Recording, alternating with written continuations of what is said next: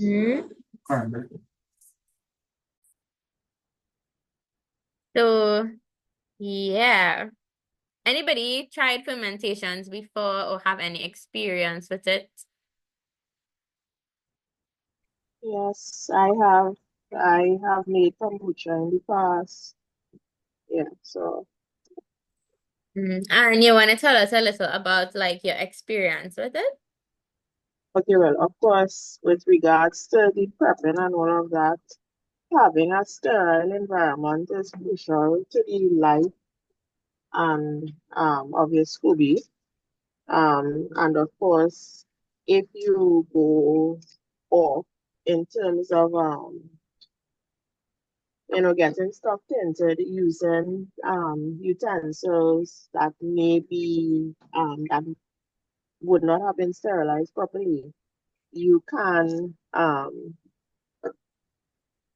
alter your final thing, which would make it dangerous to consume.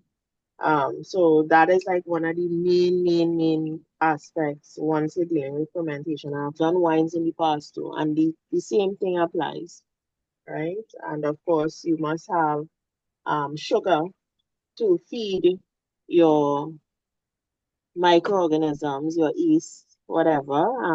So that is part and parcel of the whole thing. So it's really about one, sterilization, two, having and maintaining an ambient environment for your fermentation to take place, and of course, nutrients for your. Yeah.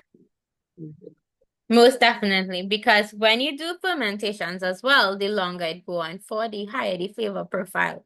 So think about wines, cheese, meads, any of those things, they actually get better with age, and that's because they're undergoing a fermentation process. So yes, when you're doing fermentation, like Antosha said, having a sugar source is very important. So people are like, why are you using so much sugar for your fermentation? But the sugar is not for you. The sugar is for the microbes. You will not be taking in most of those sugar because all of that sugar is going to ferment. It's going to feed the microbes, and what they're going to do is give off CO2, which is carbon dioxide, other gases, and alcohol. Lactic acid, which maintains the acidity and the sour taste, and the alcohol is basically going to get evaporated or used up in the process at some point. Anybody else have any experience with fermentation or trying anything? Okay, well, let me share the screen. And we can start to go through the note. It's raining here by me, so I do apologize in advance. If you're not hearing me, just message and I will try to come a little closer to my device. I have mics, but for some reason it keeps cutting off every time I use it. So I don't notice until post when I look through it, I don't see that any audio was recorded with it. So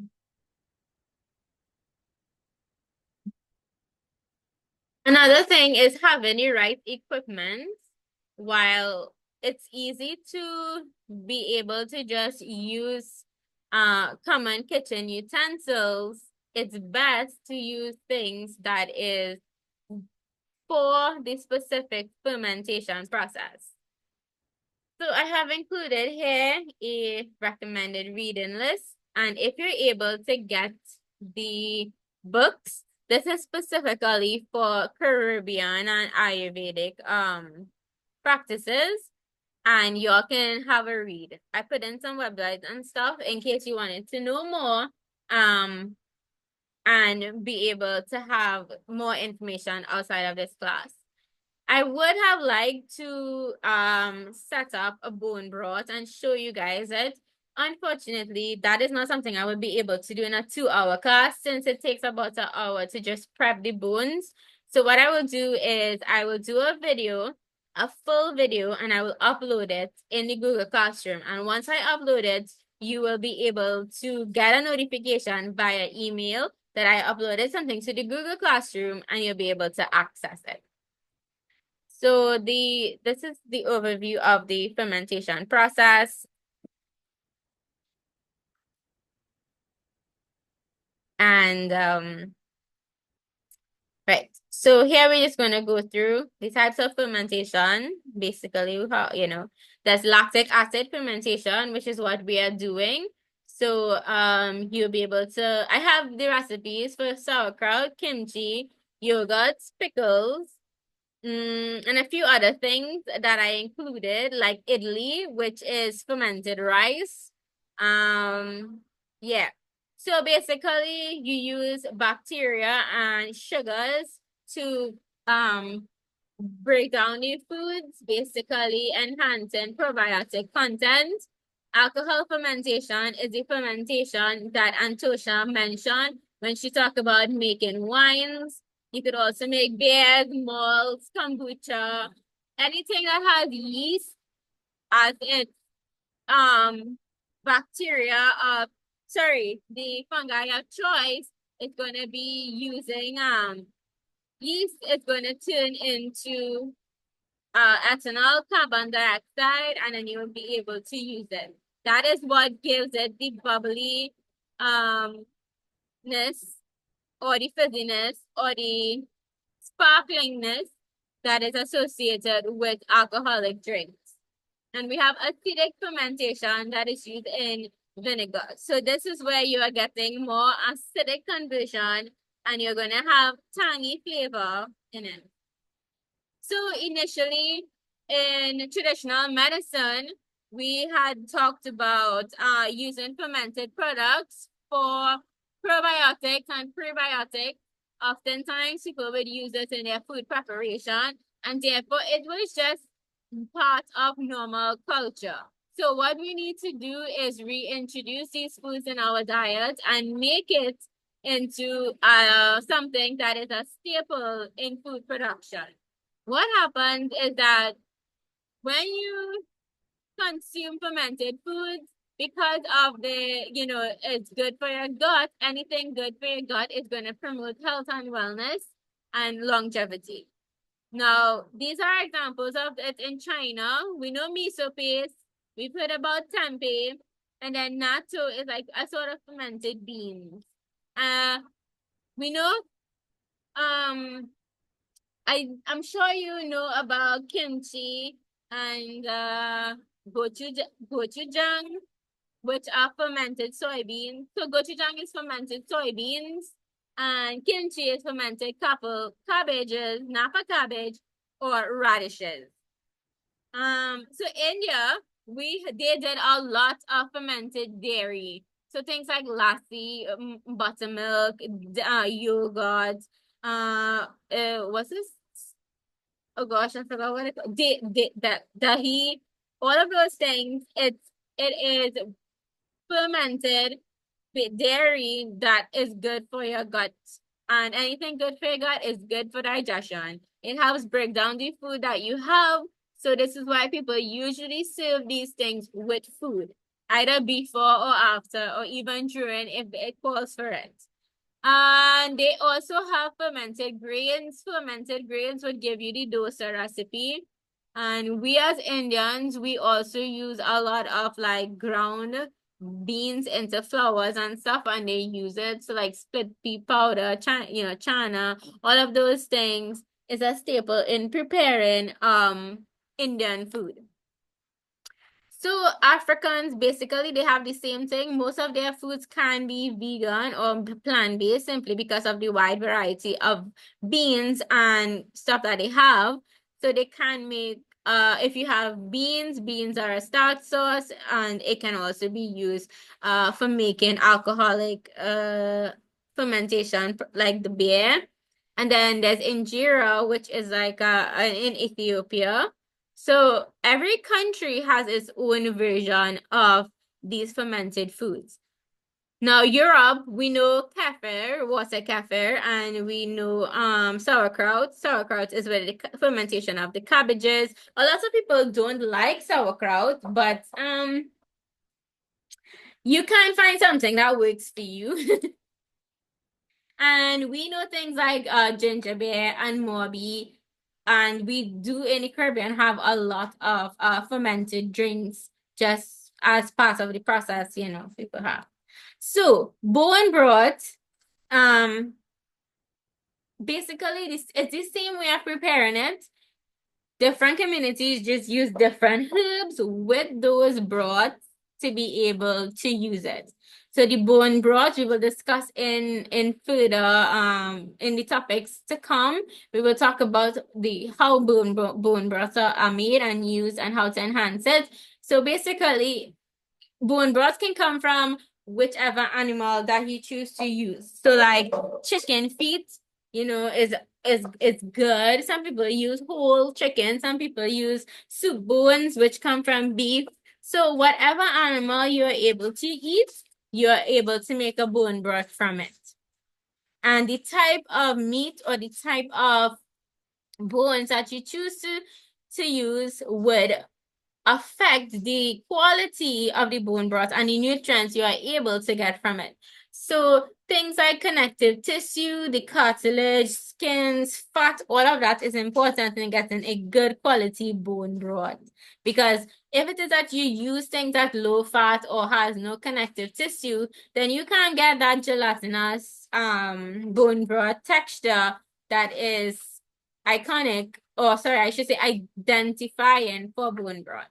And most of us have or would have made bone broth at some point or the other, when you're cooking and whatnot and stuff, because it's a staple in most cooking. Now, if you make bone broth by itself, it's not necessarily readily bioavailable, which is why herbs and fermented foods like miso paste and kimchi, when you add it to your bone broth, it enhances it and it's going to support and make the nutrients in bone broth bioavailable. Because sometimes you could just drink bone broth and you're not able to absorb the nutrients from it because of that companionship with herbs and spices. And then in Caribbean, we make fish broth, and other herbal broths as part of our, everyday cooking or liming foods. Um, so there are different ways to have it. Now, if you are a vegetarian, which we will cover in the the broth section, we have a recipe for bone broth and we have a recipe for vegetable broth. So don't worry too much about it. Okay. So, health benefits of fermented foods. These are just the overview of it, but we actually go into details about each of the different things. So, probiotics is good microbiota that helps with maintaining your gut. We know your gut and your anything has to do with digestion and your colon and all of these kinds of things, because from digestion it has to come out. So you need to maintain a good microbiome every part of your body for it to function optimally. Your stomach is just the first place that interacts with food, and your colon is the last place that interacts with food. So again, having healthy gut is going to make sure that you have a healthy colon, and you don't want to have anything to happen coming in and exiting. So now digestive enzymes will come from food. So this is why how you prepare food is very important. The times that you eat these foods and those kinds of things contribute to breaking down the foods and making it easy for your body to absorb. If it is that you don't eat it properly, this is why when they say, oh, when you're taking iron, take it with orange juice, or take it 2 hours after a meal or 2 hours before a meal. This is because it needs to be taken at a specific time so that eating food doesn't interact with the absorption of iron, and it must be taken with vitamin C to help with bioavailability and those kinds of things. So learning how to eat properly would make sure that you are properly nourished. And well, once it is that you can control your gut microbiome, things like bloating, gas, and constipation will ease up. Fermented foods is linked to having better immunity or immune boost simply because of your healthy microbiome. Okay, now this is a very important factor, something that is I hope I explained this one properly. So basically what happens is that your gut is your first brain. So it's one of your nervous systems in which it receives signals from your body first And this is why anxiety first starts in your stomach and you start to feel queasy and you start to feel upset and you start to feel like you need to go to the toilet. And that is because of your gut-brain connection.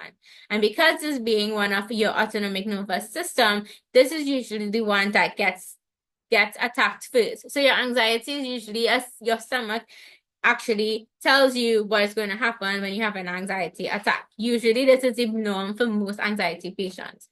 So if it is that you have a lot of your mental health and your moods being affected by food, for example, people would eat to get neurotransmitters, etc. When you have food, sometimes you feel stressed or you feel upset or you feel depressed and you want to eat foods and you eat these certain foods and then you feel upset and stuff and you pay the consequences later on. Knowing how to restore your gut bacteria is important for this case because I don't want to tell anybody don't eat your comfort food, but I always tell people dieting is not what you need to do. Managing what you eat, how you eat it, and then correcting for the things that you eat that is not proper is always the way to go. So if it is that your gut you need to maintain your gut health, probiotic and prebiotic is the way to go and maintain that. Because we don't want anybody having any eating disorders, right? That is part of wellness, health and wellness. Okay, so fermentation can help remove toxins from foods and harmful pesticides and heavy metals. And this is going to help support your liver detoxification. Once your liver doesn't have to do it, she's going to be happy and she's going to do her job. But because of the types of food that we eat and the lifestyle that we live, our liver is our most overworked organ. And she often needs assistance in being able to detoxify your system and being able to cleanse your blood so that you don't have any ailments. Okay, so we talk about inflammation and reducing inflammation before, and once inflammation is removed, things like arthritis, pain, heart disease, or any of those other things can be reduced as well. So inflammation is linked to pain. So if it is that you have a lot of pain, it means somewhere in your body is highly inflammatory and action should be taken to reduce inflammation. And fermented foods is really good for people who have insulin sensitivity, whether it's diabetes, PCOS, anything that has to do with your pancreas, whatever the case is, once you have, or your adrenals, once you have any issue with blood sugar regulation, fermented foods is good for that as well. Okay, so diversity in diet. This is going to give you different flavors and nutrients. We get bored with the foods that we eat, so it's a good idea to rotate what you consume and consume it, when you feel for it, etc. So that way our body doesn't get bored with it. Now, because we were originally hunter-gathering people, our system was not designed to continuously be eating one type of food. We are intended to eat seasonally, which is something that we recommend. And yes, fermentation and is also a part of food preservation, but you don't also want to use fermented food only and not take into consideration the foods that you can get from a naturally diverse diet.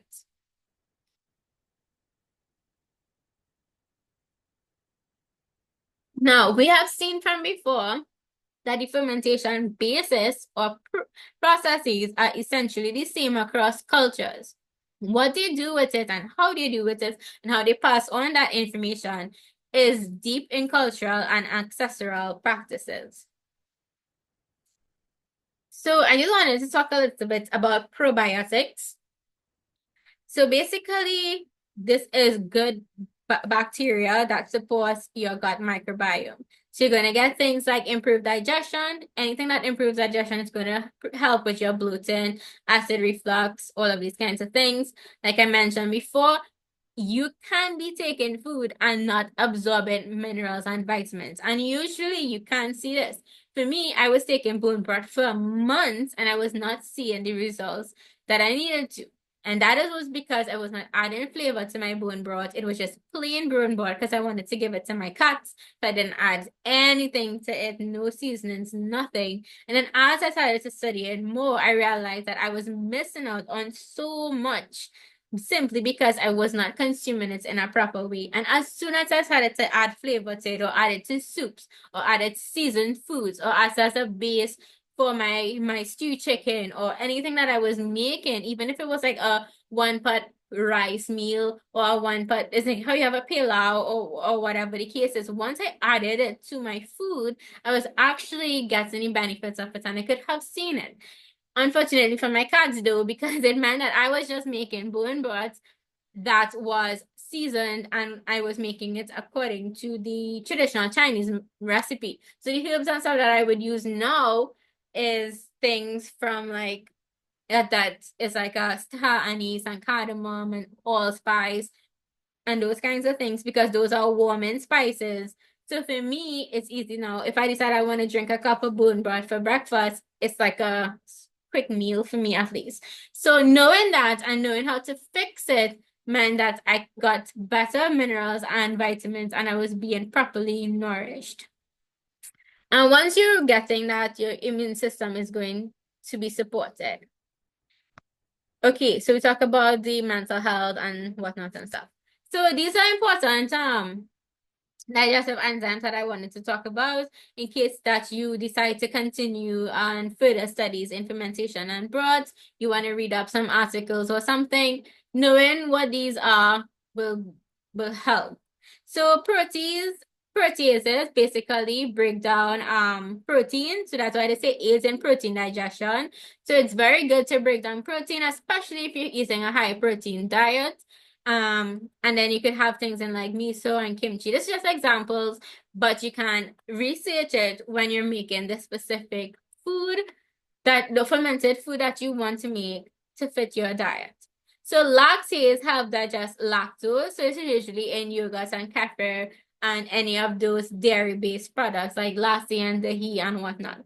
Now, lactase is only one milk protein, so it means that there are other milk proteins necessary to break down dairy proteins.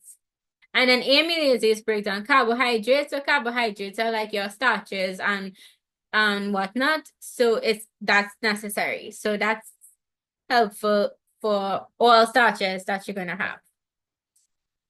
Here are some examples of using bone broth. So for joints, if you're a highly active person, if you are very athletic, or you feel like you're getting a lot of pain, what happens is that when you consume bone broth, it has collagen in it, it has gelatin in it, it has amino acids in it, and all of these amino acids is what's going to build and repair things in your system. So by consuming foods that are rich in these things, it's going to help with repair and it's going to help with your skin health and it's going to help remove inflammation. And this is important, to maintain optimal health. Now, I mentioned this is just bone broth, but we will talk about vegetable broth afterwards for a vegan or vegetarian option. Don't worry. We will make sure and mention those as well. So when it is that you take into consideration the type of bones that you use, it's going to be good for those areas. So for example, if you're using chicken feet, it's going to have collagen in it. It's going to have the skin. It's going to have the keratin from the nails.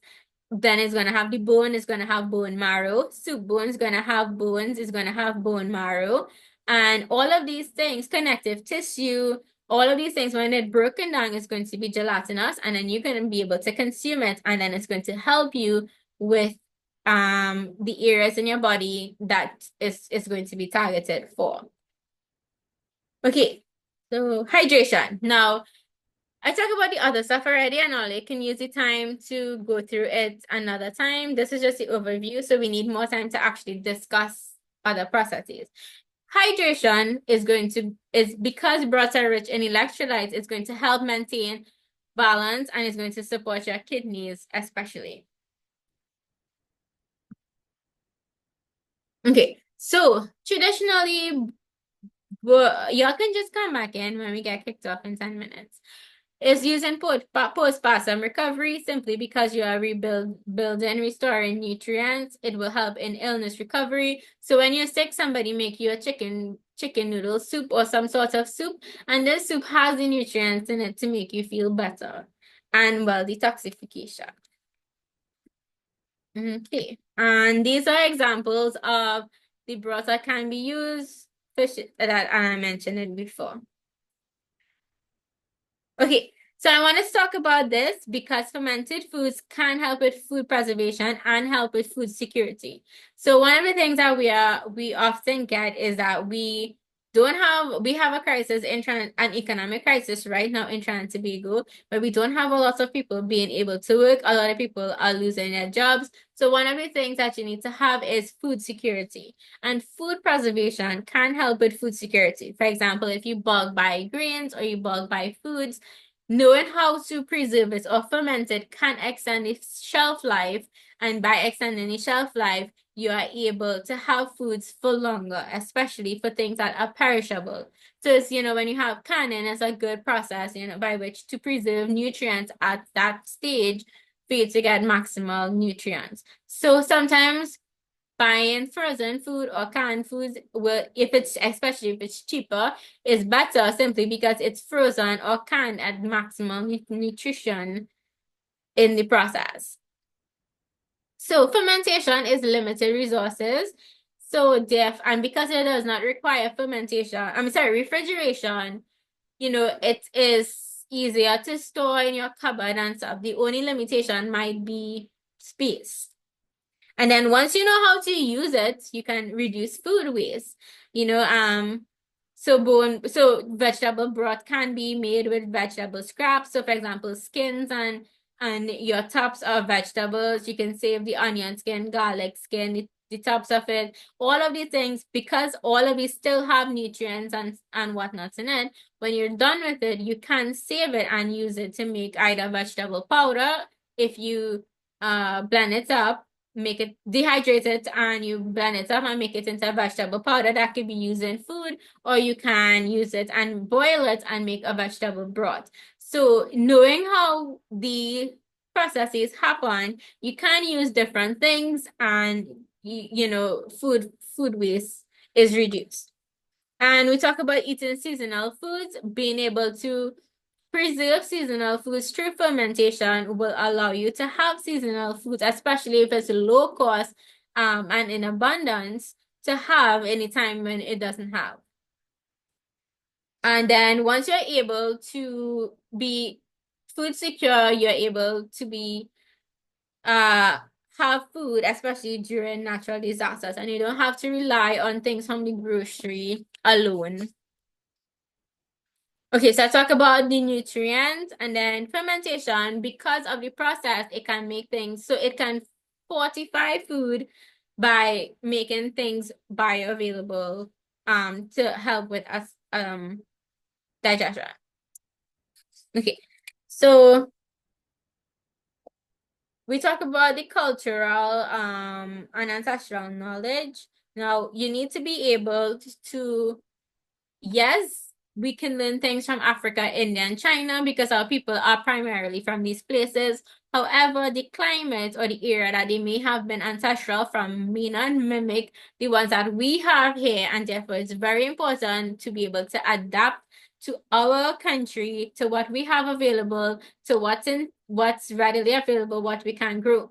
So like I mentioned in this morning's class, I was talking about you are a product of the environment that you are growing in, and therefore when you get sick, it's important that you take medicine and nutrients from the environment that grows the plants and animals that you are going to consume. So therefore this is why it's better to understand the processes involved rather than just using something copy and paste. Understanding the processes and sub-processes that go on during a fermentation or making a broth is important, so you can translate it across different ingredients, I should say.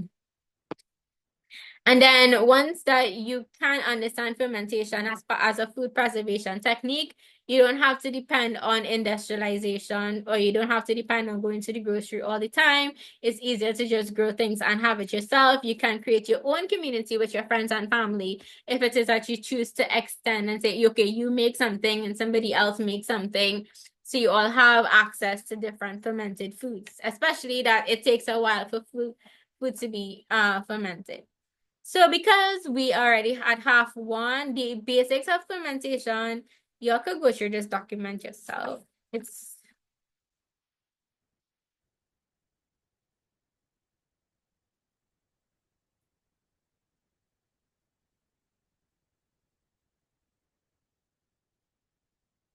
okay, 1 second. I don't know why it's not allowing me to share it.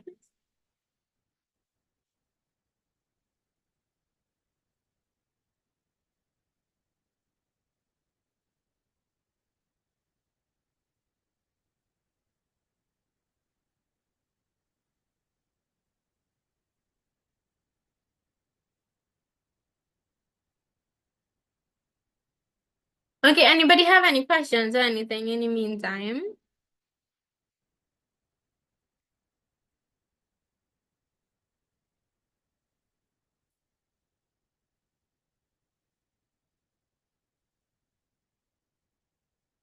All right, okay. I should be able to. Sorry, I was trying to get my mic to play. You Okay, hearing me? yeah. Mm-hmm. Okay. I was thinking about layering. Is that a good idea? Layering different things like the bone broth with the miso paste and that kind of way, and adding the bone broth to like ramen and adding maybe sauerkraut. Definitely, definitely. So miso paste you can get in Sensei's grocery or in Chen's Trading. Those are the two that is accessible in South. For me, you can get miso paste in those places. It's kind of expensive, but once you can put it in your fridge or freezer, it's fine. You can get it and it really enhances the stuff that you make. So if it is that you make bone broth, I usually freeze it as cubes and then I just pop it out so after it's frozen, I put it in a Ziploc bag and then I keep it in the fridge and then I pop it out when I need it. So yeah, you have a ramen pack and you want to enhance it because again, we're not rich, so everybody has ramen in our house. So let's make it better. So you can add some mushrooms to it. So mushrooms, whether it's canned or dried, you could add black fungus seed, you could add your broth, you could add miso paste. And this is basically what they do, when you pay for miso soup at, say, Kaizen or any of those places, it's just literally miso paste in water. And that's what they're giving you with some tofu and Not seaweed. bone broth. Well, it depends. If it is that is vegetable, they will give you a vegetable broth. But usually no, because miso is expensive in itself, so they might not. If it's just miso, they'll just give you miso with some seaweed and some what it will be in water and tofu. So When you really, say expensive, ballpark figure? okay, so the miso paste that I got from Sensei's is like $68, but they have a serving as 1 teaspoon and you get 100 servings in it. So it's expensive to purchase upfront, but when you consider how you're going to be using it or the amount of times you're going to be using it, it's fine. But in terms of like I think I should say the initial cost to get these things is important, is expensive. Um, Okay. Okay, I guess I could just show you guys what I have. So this is gochujang. Gochujang is fermented soybean and it's made with it's made with gochugaru, which is hot pepper, a kimchi hot pepper. So the way how there's like paprika and there's chili flakes. So gochugaru is specifically the Korean hot pepper. So when you see here, it's like wheat flour, corn syrup, water, hot pepper, salt, alcohol, soybeans, etc. So in this case, this is fermented. This is a very, very thick paste. And this was like $80 in Sincere. But okay, so this is supposed to be refrigerated after it's open, but it's like super, super thick. So the amount that you're using over time, like you're gonna have this product for long. I think I have this 2 years now. And that is only because it's me and my husband. So I put it in soups, put it in ramen, anything that I stews. So if you don't want to use sugar, you could use gochujang for it. So daikon